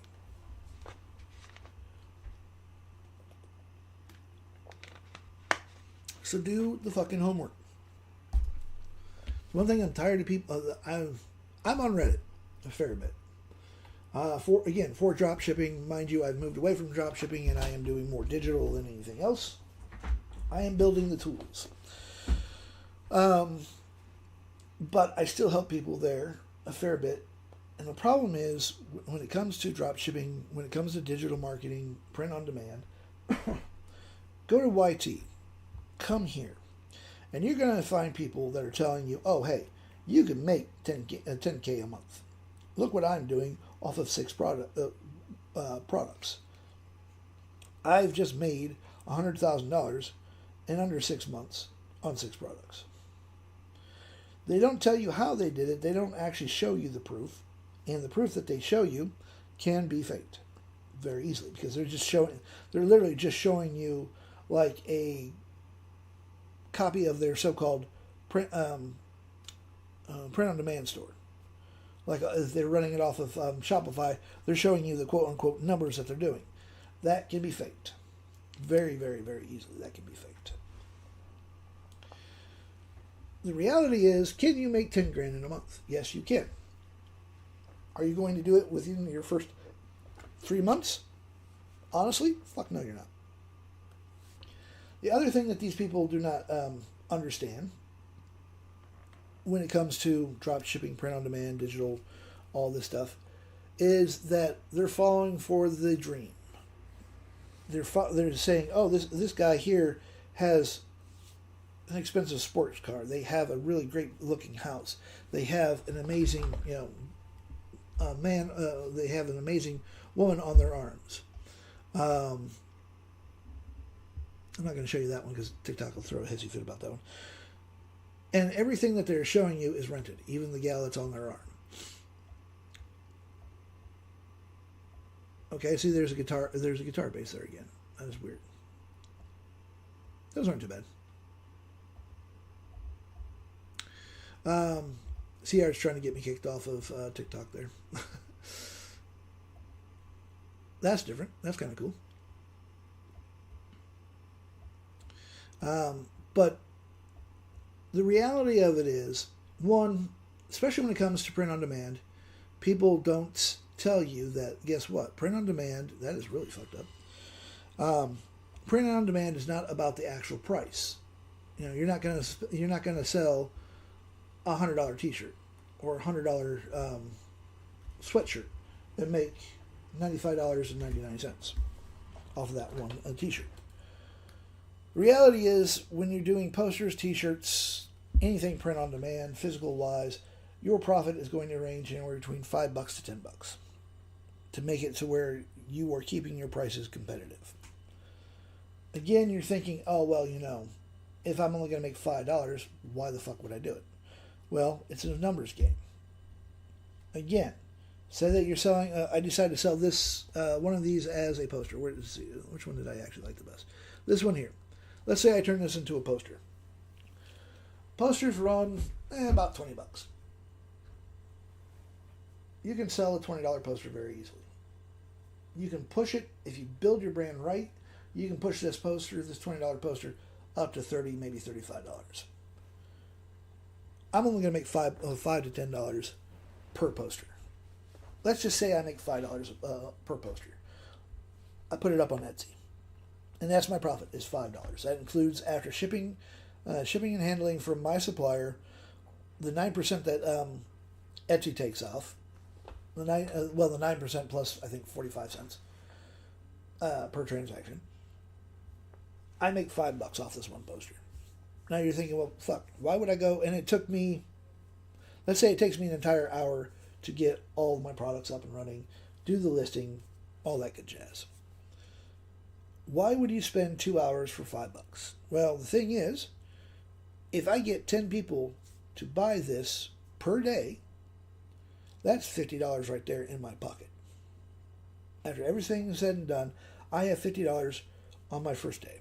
My second day, I get 10 people. That's $100 in my pocket.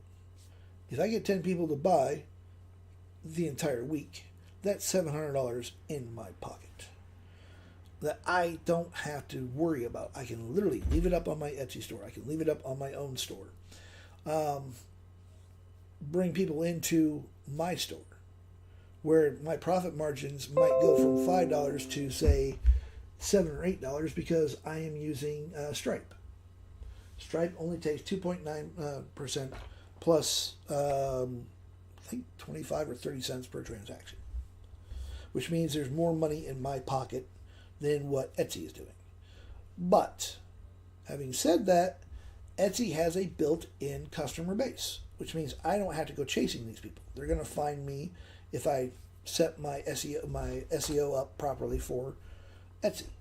Whereas if my own store, I have to bring people into my store, which means I am doing social media. I'm coming here on live, showing people my stuff, talking about my stuff. I'm over here in YT. I'm in IG, Pin, wherever the hell I want to go, wherever the hell my target market is. I'm going there to show them my work. And I have to bring them into my website. I may even have to spend some money on ads if I want to bring in more people. Me personally, I prefer doing organic. It's a little slower, but it's cheaper, and in the long run, I build a better brand. I build a better following than if I were just to throw a shit ton of money at it. If that makes sense. But everything we want to do, it has to be branded. It needs to be branded so that we stand out, so that we can say, hey, come look at us. And when you're building a brand, you want to make it so that your target market actually identifies with your brand. It's not just selling this musical poster. It is about the emotions. I can sit there and I will talk about, the epic feeling of the lightning, all this other stuff. I can build articles around these things that are going to grab people's attention. My target market is going to be grabbed. I'm going to hold them by their emotions, and they're going to want to buy the shit more. They're going to want to associate more with my brand.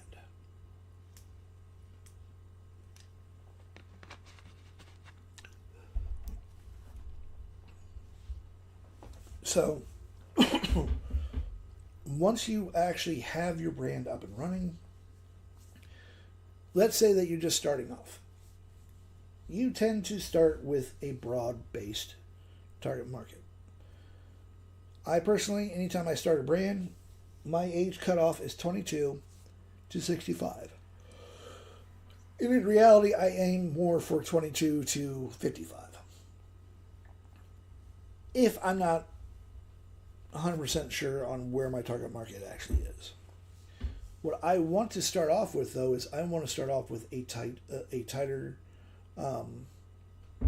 target market than just men and women that are 22 to 55 or 22 to 65. That's honestly too broad. What I want to do is I want to shrink my target market. I want to take it from 22 to 65 to, say, 30 to 50-year-olds.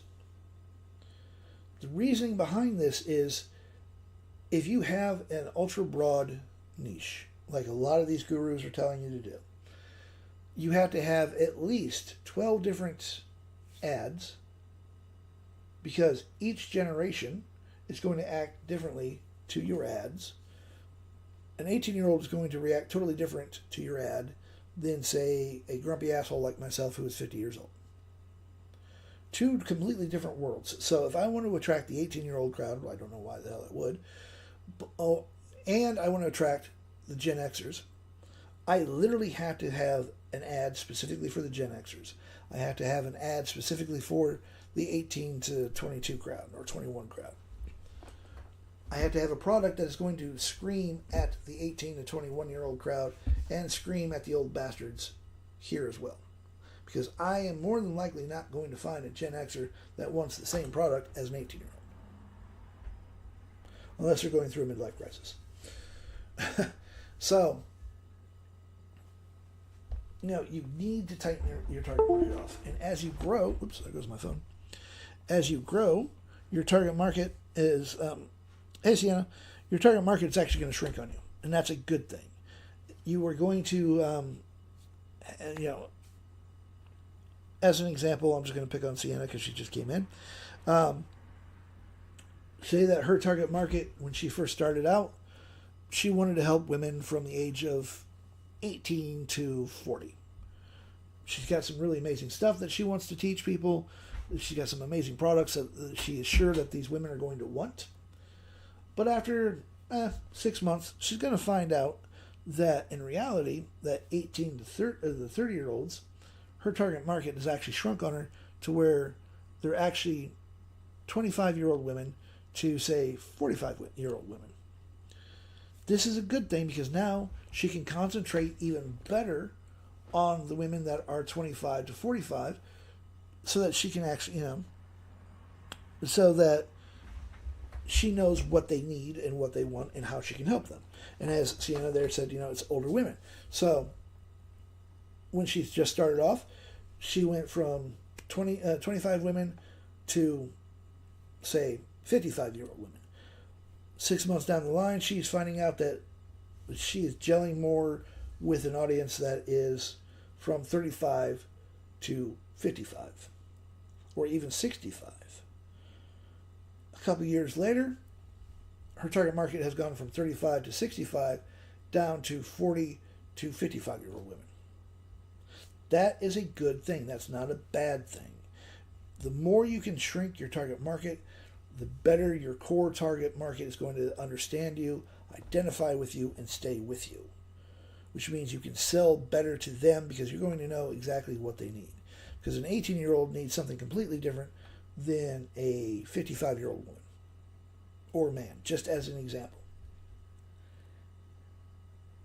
Yeah, it does change over time. And you will change, your brand changes over time. It's slow changes, though. It's not these massive changes. I've already covered this in a couple of chats. I cover this in my course, which, by the way, if you want to learn how to build a brand properly, I do have a course. It's $25. It's on my store. Third product from the top. But what you're going to do, you don't make sweeping changes. One of my favorite examples, and it makes people laugh, is say that you start a Gothic brand. You're selling everything dark goths need, from actual coffins to sleep in, to chandeliers, to t-shirts, clothes, and stickers. You're making let's say you're making $1 million a year off of this Gothic brand. Well, one day you decide that, I want to make $10 million, and I can't make $10 million the way my brand currently stands. So we need to make huge sweeping changes. So one day your core Gothic market goes in, it's all nice and dark and mysterious. Your brand voice is all dark and mysterious.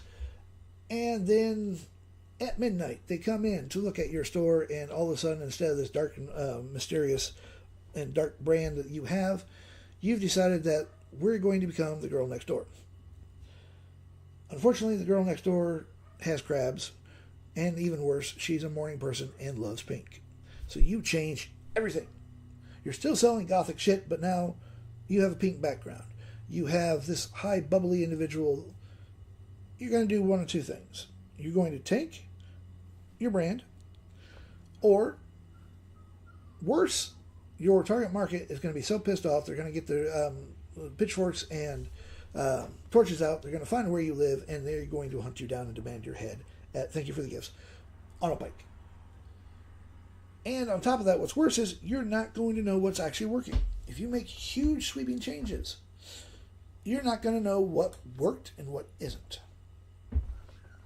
So you need to make small, gentle touches as you go along. And yeah, you are going to make some different changes. Some changes are necessary. Your brand voice over time will change. As your target market grows with you, and as you grow with the target market, your voice is going to change. Now, you can rebrand yourself. Brands do it all the time, but you're going to do it subtly. You're going to do it over time. You're not just going to wake up one morning and say, hey, I got a great target market. I just don't like what my brand's doing. And you change fucking everything. You're going to confuse the shit out of your target market. They're going to go away. And if they go away, your money goes away. Make small, subtle changes. Excuse me.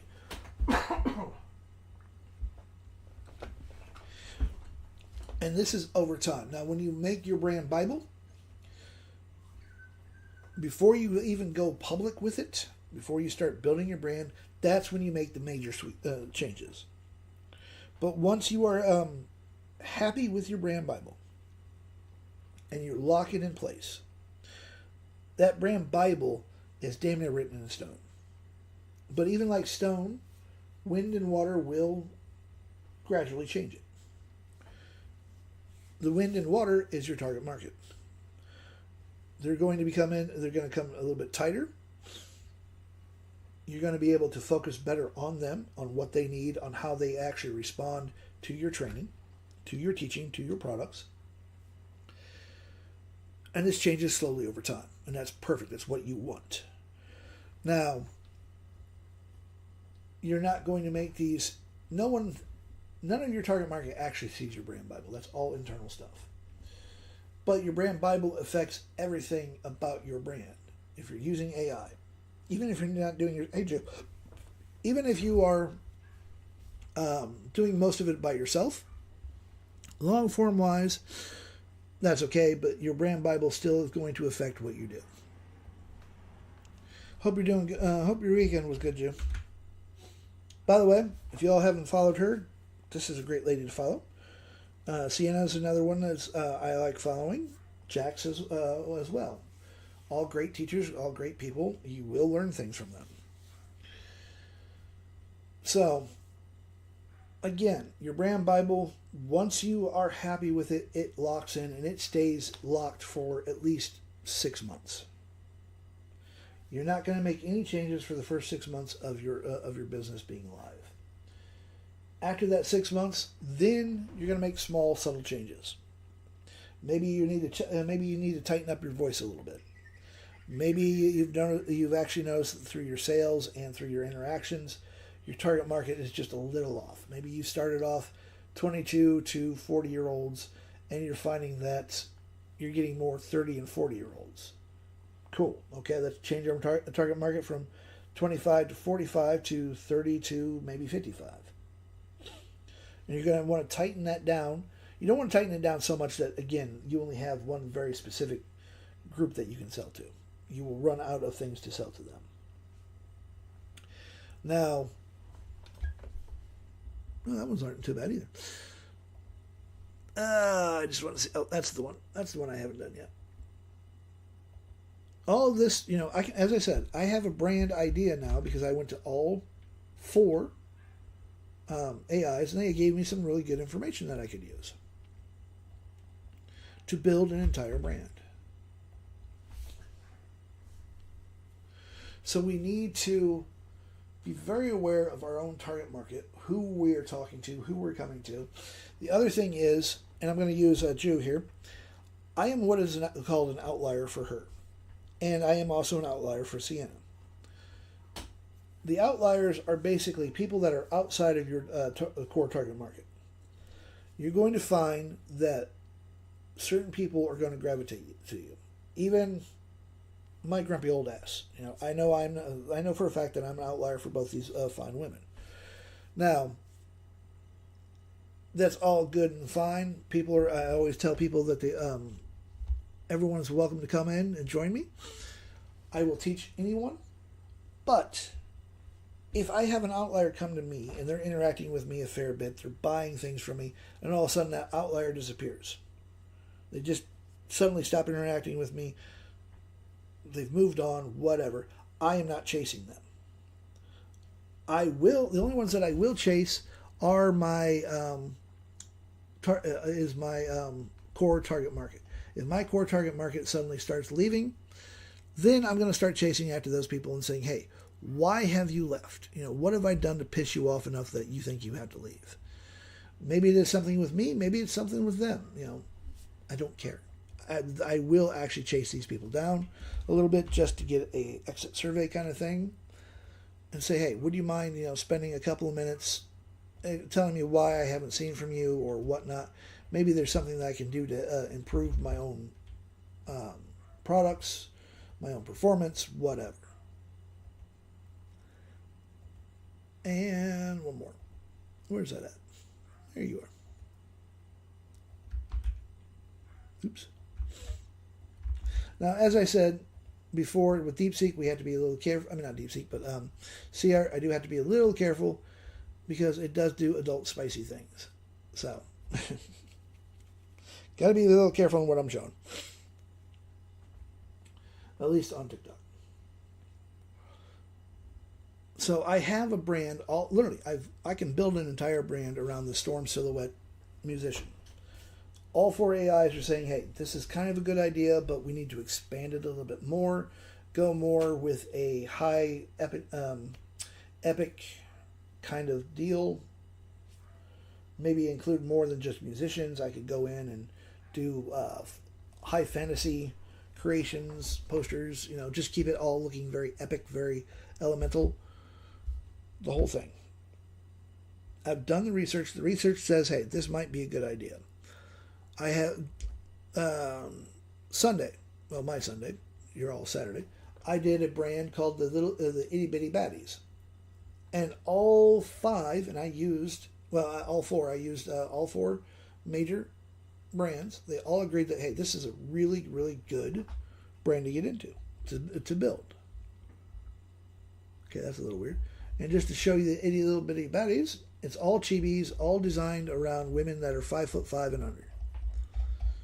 That all have an attitude of a 600-pound gorilla, silverback gorilla.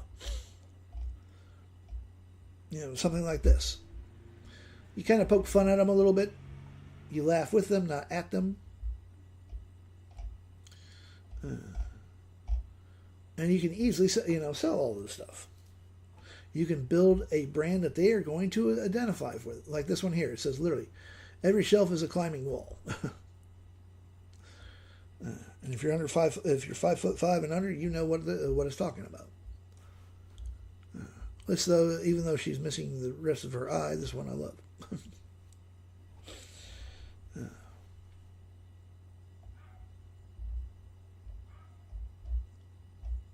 And this is actually another brand that I built through my course, which you can actually follow through. It's going to teach you how to build a brand Bible, how to build a brand kit, and take you all the way through to your very first branded product. It's literally called Zoomies Meets Deadlines. It is actually a micro niche / sub niche. It's kind of balanced between them. Now these ones aren't too bad. These are actually decent.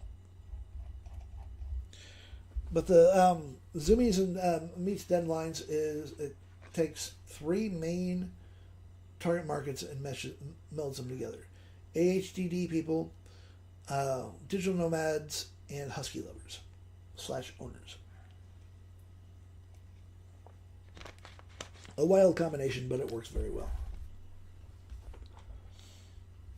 So this is the idea that I want people to start understanding is you have 3 levels of niches. General niche, sub-niche, and a micro niche. You really want to play in the sub-niche and micro niche, not the general niche. The general niche is how you start your research. You're going to come up with an idea. You're going to go to ChatGPT, DeepSeek, Claude, Gemini. Use them for free. Don't pay for them. The only one that I pay for is Claude. And I still use the free version of Claude for this because I don't want to waste my tokens with Claude. Just brainstorming.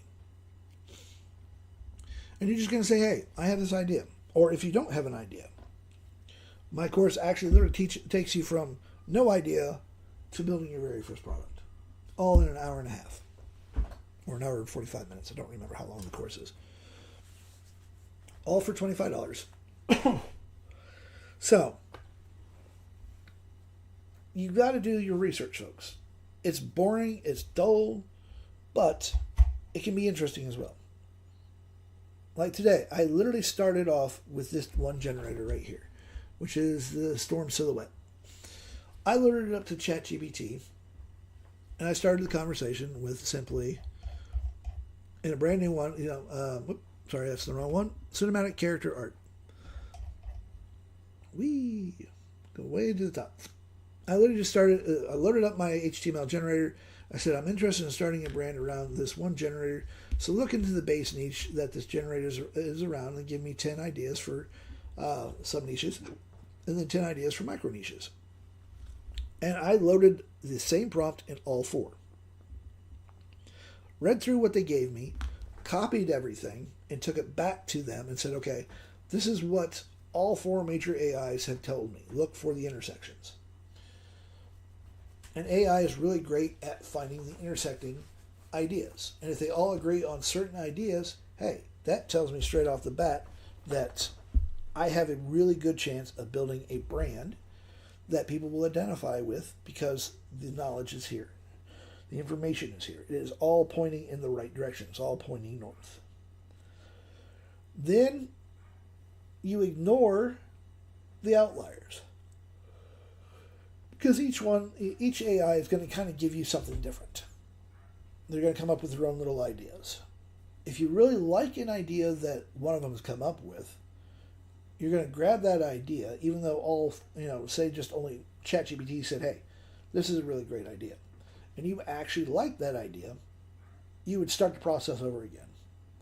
You would just take that idea and say, okay, I want to build a brand around this. Find me as much information as you can. And you're going to take this to all 4 of them again.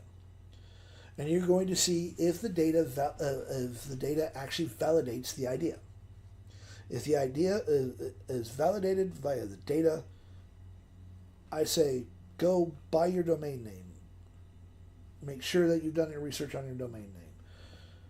Get yourself a professional email. You want everything to be branded. So you want a website. You want a website as well as a domain name with your brand on it.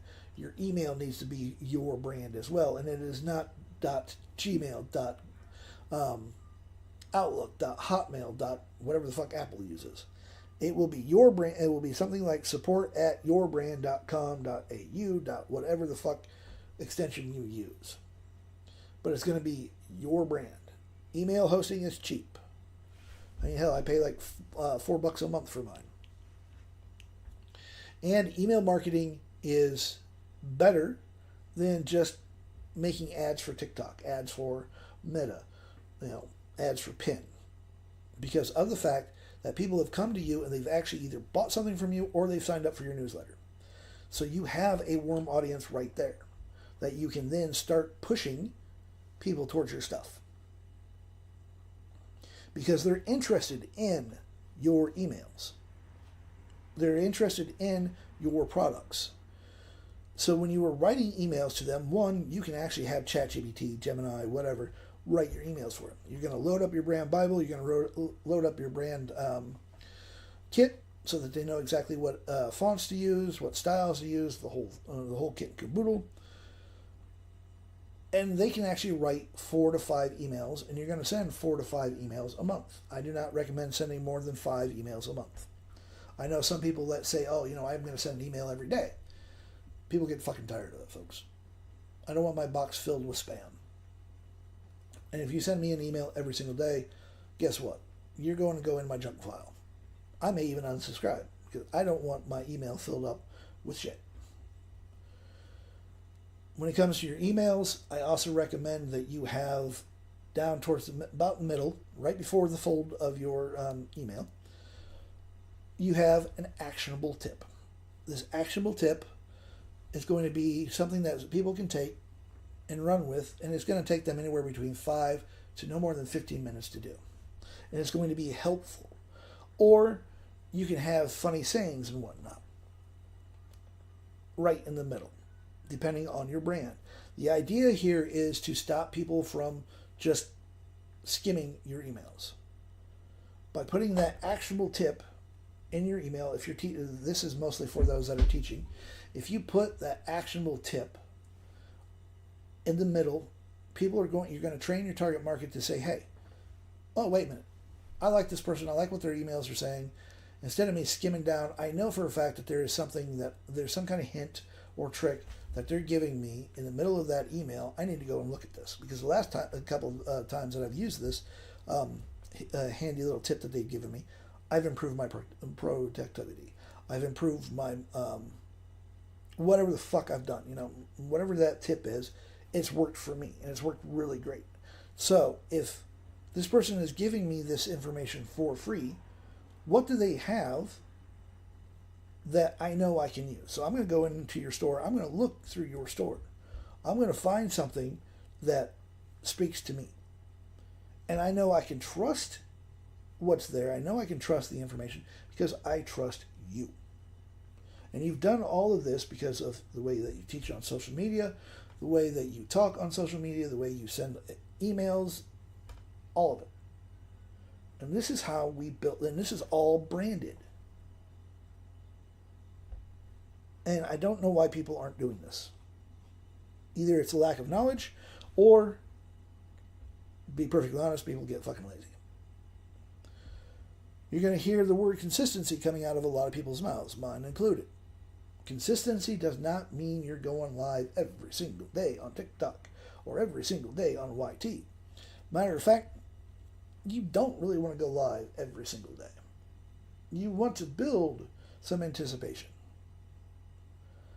Consistency actually means you're going to pick a time of day, and you're going to pick a specific day or more when you are going to do your social media, when you're actually going to post it. So, as an example for me, I am on Tuesday through Saturday for me here in Australia. That Tuesday through Saturday is Monday through Friday for those that are in, those that are in the States. Sometimes I go live on my Sundays. Sometimes I don't. But where I'm always at, though, consistency-wise, is I'm in the rabbit hole, which is my Discord channel. Link is in the bio. Come in there, talk with me, enjoy. We'll learn a lot, we laugh a lot, we share ideas, and we go from that way. But my consistency is, everyone that knows me knows that I am here at 7 a.m. or 5 p.m. Eastern Standard Time for those in the States, around, I think, somewhere between like 9 to 11 p.m. if you're in the UK. I can never remember what the UK is sitting at. But I have trained my target market to understand that, hey, the grumpy old bastard is going live at 5 p.m. my time. Well, their time. 7 a.m. my time here in Sydney, Australia. Monday through Saturday. Or Monday through Friday. They know that during the weekends, I am pretty much always on the rabbit hole. My Sunday and Monday, I am definitely in the rabbit hole. I may not be here on TikTok, I may not be on YT, but I am in the rabbit hole. Might be just monkeying around a little bit just to sit there and chew the fat with people, but you know, it ends up becoming an educational moment for a lot of people, anyways. But you're training your target market to expect certain information, certain posts from you at certain times and certain days. So, as an example, let's say that you start an epic lightning thing here, an epic character brand. You want to, and you have a little bit of time, say Monday, Wednesday, and Friday. When you first get up, you got to have your cup of coffee, but you have a little bit of time before you got to go to work, from say 7:30 to 8. So Monday, Wednesday, and Friday, I always tell people to give themselves an hour leeway. You're going to post your IG account, your IG stuff, Monday, Wednesday, and Friday, between say 7 and 8 o'clock in the morning. After a little bit of time, people are going to say, "Oh, hey, my favorite brand is posting Monday, Wednesday, and Friday." Maybe Monday's just not a really good day for them. Maybe they just get fucking buried. But they know that they can go in Tuesday, and there is guaranteed to be something from your brand that they can go ooh and ah, and ooh, that's pretty, and ooh, I want to buy that. And they'll remember when payday comes along that, ooh, I want to buy that from you, specifically because you've trained them to understand that you are putting content out consistently Monday, Wednesday, and Friday between 7 a.m. and 8 a.m. And you can actually sit there, have AI build you an entire carousel of stuff that you can just grab, throw it onto the, once you've actually approved it and everything, you can grab it and load it up. And then fire and forget, go about your day. You make it easier on yourself. You're going to spend, maybe 2 or 3 hours on the weekend when you have a little bit of free time. If you're on your lunch break, if you can use your phone, which I hate using my phone, but you could use your phone to get some ideas with ChatGPT, Gemini, Claude, whatever the hell you want to use. You can say, hey, here's my brand. Let's talk some business. And you want to make sure that your chat is only for that specific idea, that specific thing. Like I have all of my, anything that I do HTML-wise, generator-wise, that's all in one chat right here in Claude. I really should put it as a project. But by keeping everything, this one chat right here, this is all generators. It's all this is. Different generators. This way, the AI does not get confused. It won't pull. If I suddenly start talking about a completely different business, and I put it in this chat, and then I turn around and say, oh, hey, by the way, I need a HTML generator, it's more than likely going to pull the information from that new brand that I was talking about and put it into a generator when I didn't want that. It'll start to hallucinate. And if your AI hallucinates, it is 9 out of 10 times it's your fault. Because we've put too much information and we've scattered it all over Hell's Half Acre. So it's got all this information that it's trying to pull from, and it gets itself confused. And then realizes, oh shit, there's some holes that I really have to answer. Well, fuck it. This looks right. This looks right. This looks right. And it's going to try to cram down your neck that 2 + 2 equals screaming cats. So keep your chats with AI on topic for each topic. Yeah, you're going to have a lot of chats. When you're done with them, delete them. Unless you're going to continue to use them. Or delete them when it tells you the chat's too long. And then you start up. Good morning, love. Yep. All right, cool. All right. With that being said, I'm going to head out. If you all have any questions, or if you want to learn how to build an entire brand start to finish, and you can actually use this course as well if you already have a brand, it will just help you tighten your brand up a little bit better. It is $25. It's up on my link in bio. It is only for 48 people now.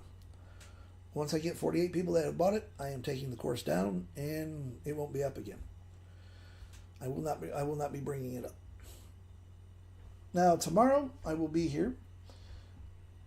I'll probably end up showing you guys how to build some HTML generators. I will show you how to actually use your brand Bible and your brand kit to start writing emails for your brand. I shall. And see you in the rabbit hole as well, so yeah.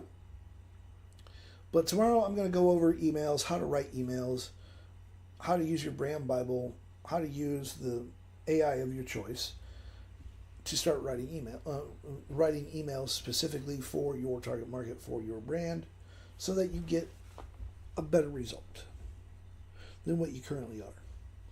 And I will talk with you all later. You have a great day. Thank you for hanging with me as long as you have. Again, if you have questions, you know where to find me. Later.